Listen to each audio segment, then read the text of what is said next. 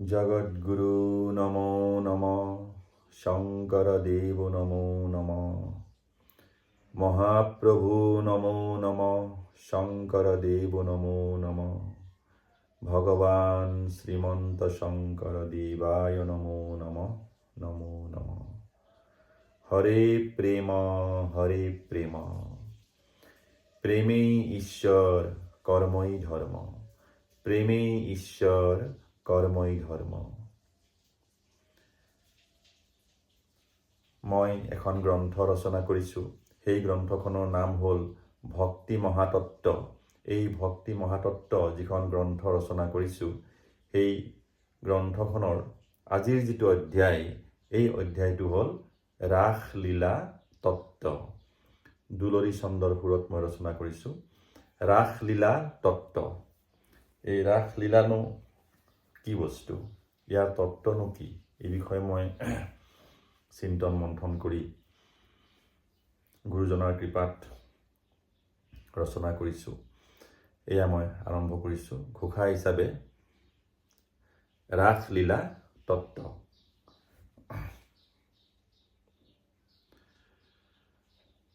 সত্যৰ যুগত ঋষি মুনি সবে ধ্যান কৰিলে জানা, ত্ৰেতাৰ যুগত ঋষি মুনি সবে অযজ্ঞ কৰিলে জানা,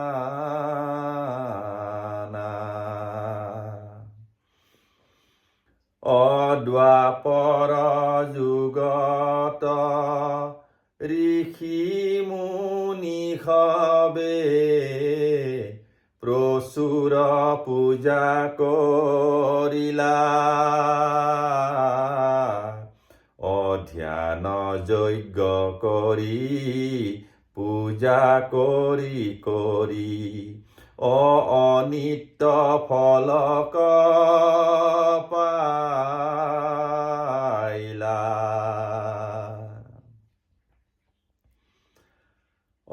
ঋষি মুনি সবে দেৱ দেৱী সবে চিন্তন মন্থন কৰি অসবে গুচি গৈলা বৈকুণ্ঠ নগৰী, অনাৰায়ণ পাশক লাগি,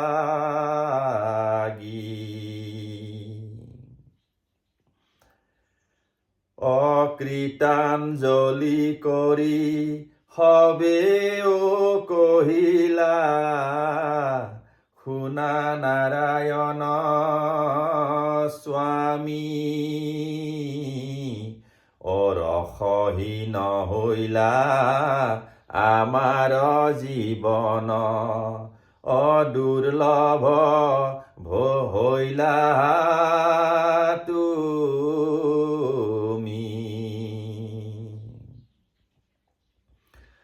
অহাজাৰ বৎসৰ ধ্যান কৰন্তেও তজু দৰ্শন নোহে, অহাজাৰ বৎসৰ যজ্ঞ কৰি কৰি অধূম্ৰ বৰ্ণ শৰীৰ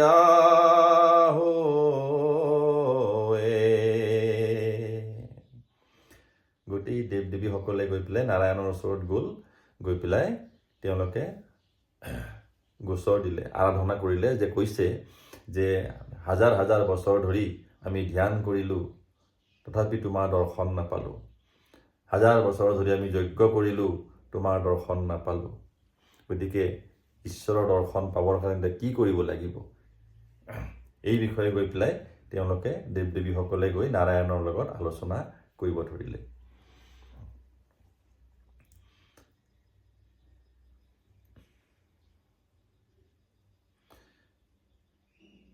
হাজাৰ বৎসৰ ধ্যান কৰন্তেও তজু দৰ্শন নোহে।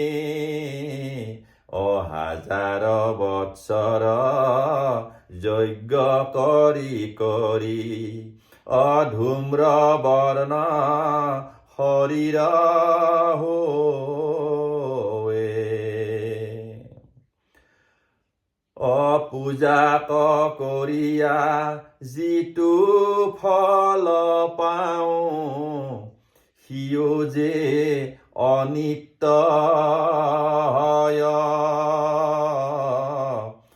ব্ৰহ্মা ত্ৰিপুৰাৰী যিটো ফল দেই, সিও নাশবান হয়।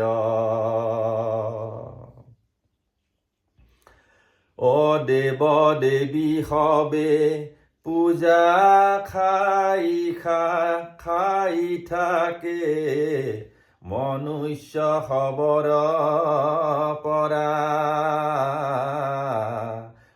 পূজাত বিঘিনি ঘটিলে জানা, অভিশাপ লৈ মৰা।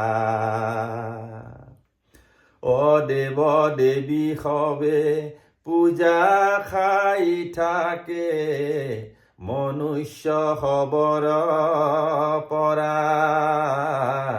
পূজাত বিঘিনি ঘটিলে জানা, অভিশাপ লৈ মৰা।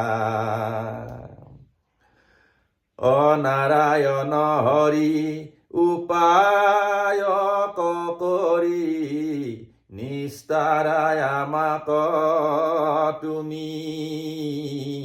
প্ৰেম ৰূপত যো বাঞ্চাক কৰোঁ, সেই ৰস দিয়া তুমি। ভগৱন্ত প্ৰভু ভৈলা সন্তুষ্ট, শুনিয়া কাতৰ বাণী। প্ৰভু নাৰায়ণে বুলিবে লাগিলা, শুনা মোৰ বাণী।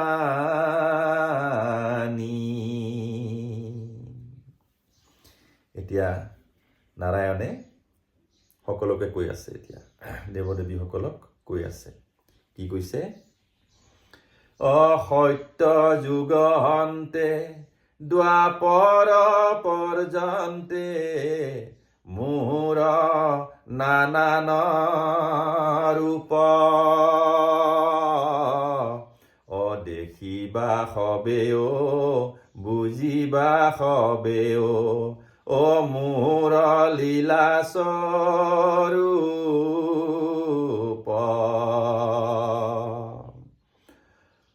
দ্বাপৰৰ মধ্যে দেখাইব সবাকো, মোৰ প্ৰেম স্বৰূপ। ৰাস লীলা কৰি সবাকো যে মুহি, দেখাইব প্ৰেম স্বৰূপ।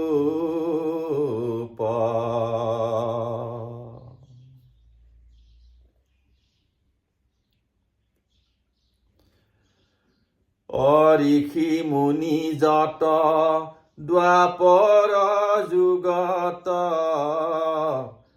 ভৈলা গোপিকা ৰূপ।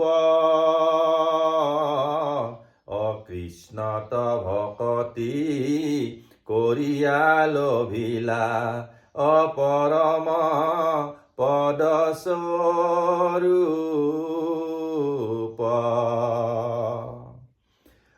ব্ৰহ্মা শিৱ আদি যত দেৱ দেৱী, ভৈলা গোপিকা ৰূপ। অসুৰ নৰ কিন্নৰ সমস্ত প্ৰকৃতি দেখিলা প্ৰেমৰ স্বৰূপ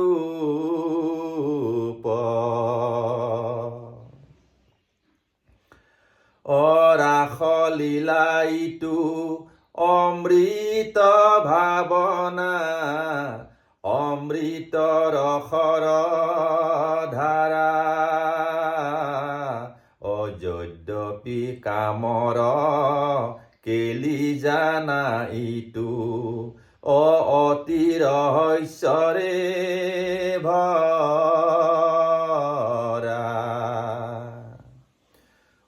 ৰাসলীলা কালে কৃষ্ণৰ বয়স 7 বৎসৰ আছিল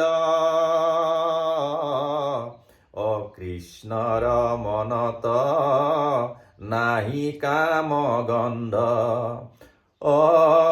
আনন্দ মাত্ৰ আছিল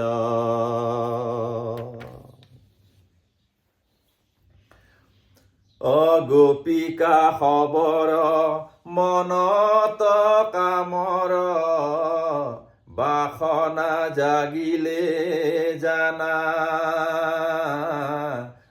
ধীৰে ধীৰে কৰি হৰিৰ প্ৰসাদে কাম জয় কৰিলা জানা লাহে লাহে কৰি কামক মৰ্দন গোপিকা সবে কৰিলে কাম জয় কৰি গোপীৰূপী ঋষি অপৰম পদ লভিলে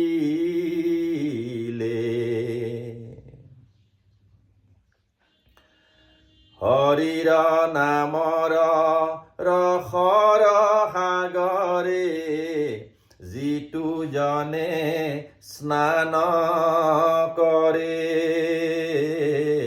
অকামৰ সাগৰ ভৱ সাগৰত সিটো অপ্ৰয়াসে তৰে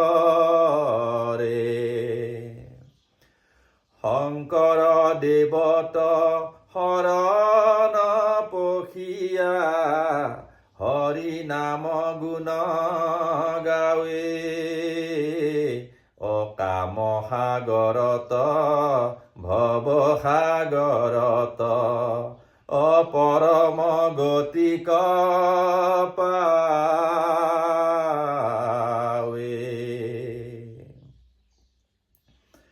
হৰি গুণ নামে কাম বাসনাক ধীৰে ধীৰে ক্ষীণ কৰে কায় বাক্য মন শুদ্ধ কৰিয়া হৰি ভজি হৰি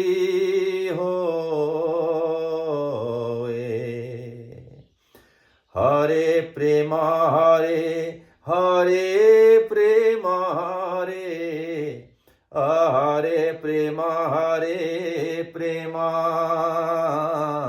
হৰে প্ৰেম হৰে হৰে প্ৰেম হৰে হৰে প্ৰেম হৰে প্ৰেম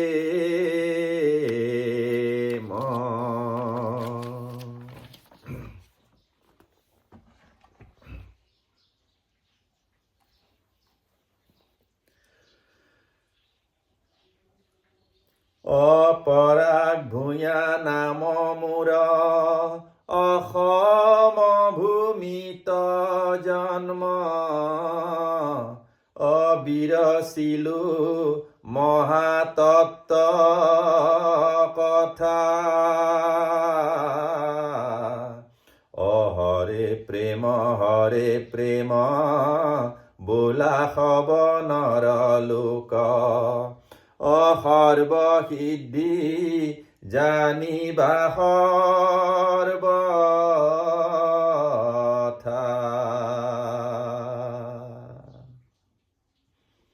হৰে প্ৰেম জয় গুৰু শঙ্কৰ